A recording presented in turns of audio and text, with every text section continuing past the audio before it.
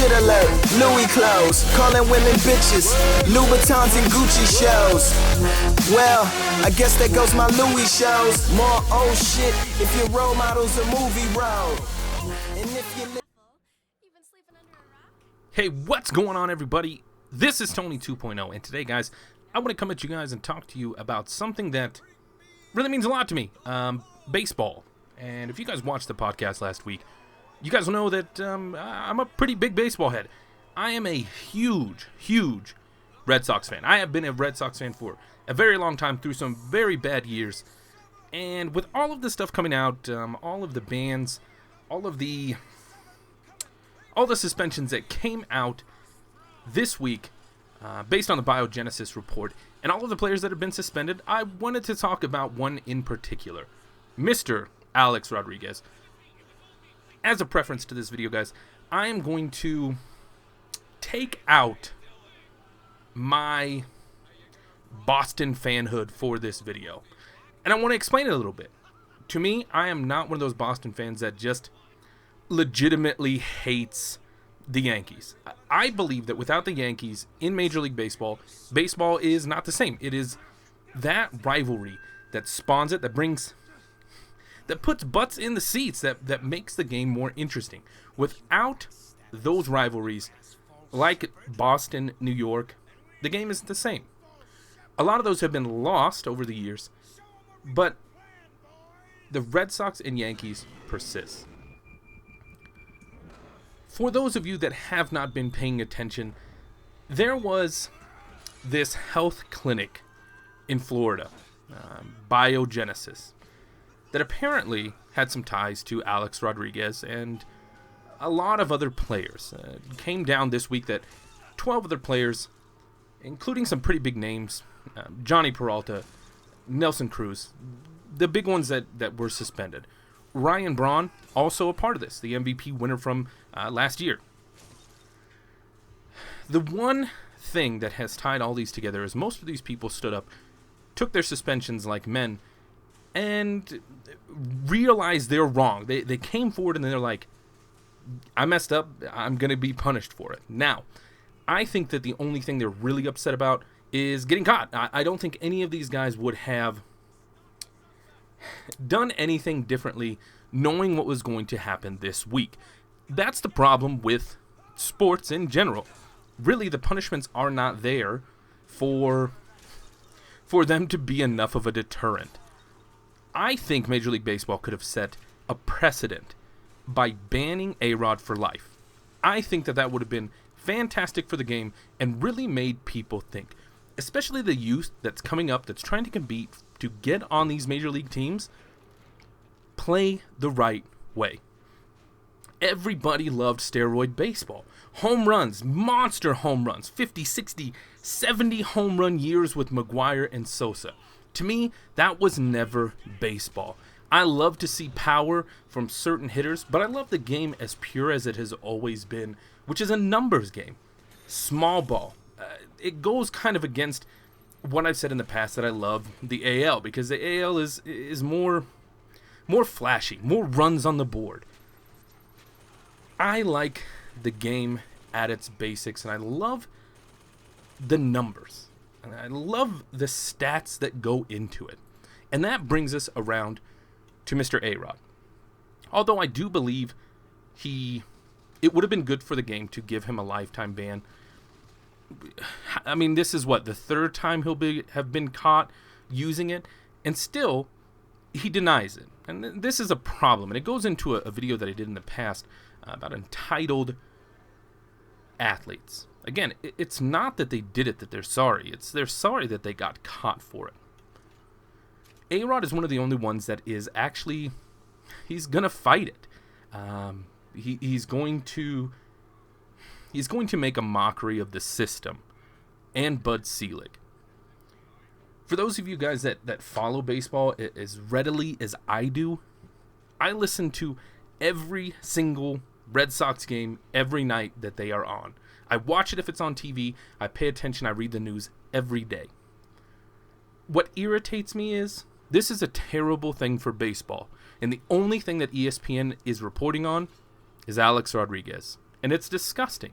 The guy went 1 for 4 in his return to baseball, and that's all you heard about. The motherfucker almost broke Twitter. The one thing that's a little bit fishy to me, if you guys know about payrolls in baseball, and I'm going to put up on the screen here the highest payrolls in baseball this year. Right on top of that list is the New York Yankees. In a way, Major League Baseball has tried to keep competitive parity in the game. That makes it more appealing. When more teams are good and there's struggles between divisions, rivalries, and competition throughout the ranks, it's better for baseball. Everybody loves that when everyone feels like they have a chance. Most teams feel like that this year, except for like Toronto is really bad and Houston's just abysmal. This year, the New York Yankees payroll is at $228 million, almost $229 million. To keep this competitive parity, what they did is in 2003, they started what they called a luxury tax. This was to punish the rich teams who want to buy championships. Very similar to what the Dodgers are trying to do with the new ownership. Since 2003, only 4 teams have ever had to pay this luxury tax. And the Yankees are the only ones that have had to pay every single year. There has only been one number in the Yankees front office mind. That's 189. 189 million marks the point at which the Yankees will roll over this luxury tax. And it will reset way down to about 17%. If they stay above 189 million, it is 50% of all salaries over that mark, that $189 million mark, that they have to give into this luxury tax. That's a lot of money just for luxury tax.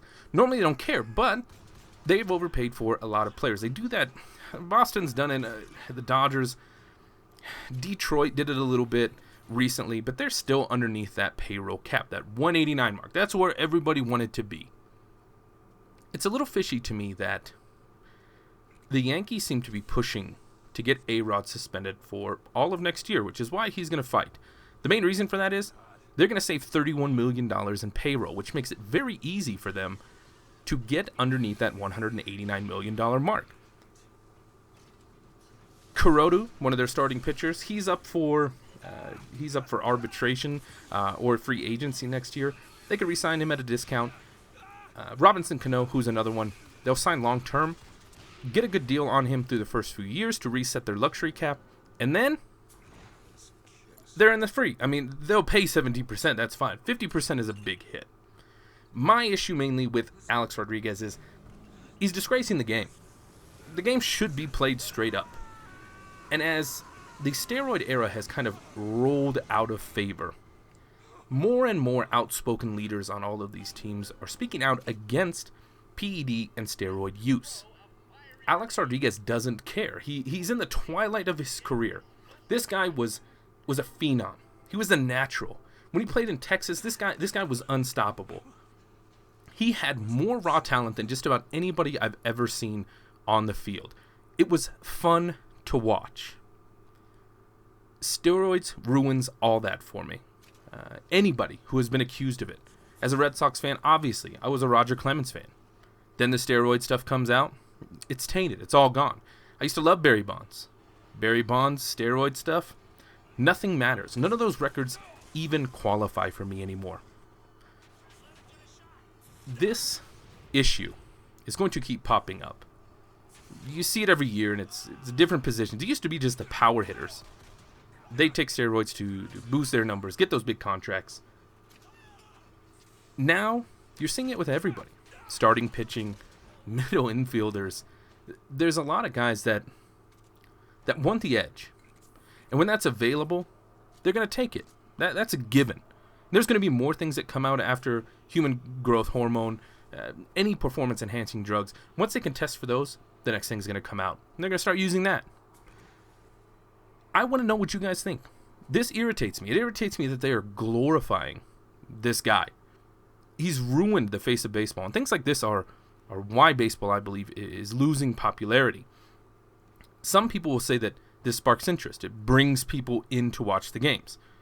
That's for a very short, finite amount of time, where you get a gold rush of people who want to attach to the drama, but then never come back.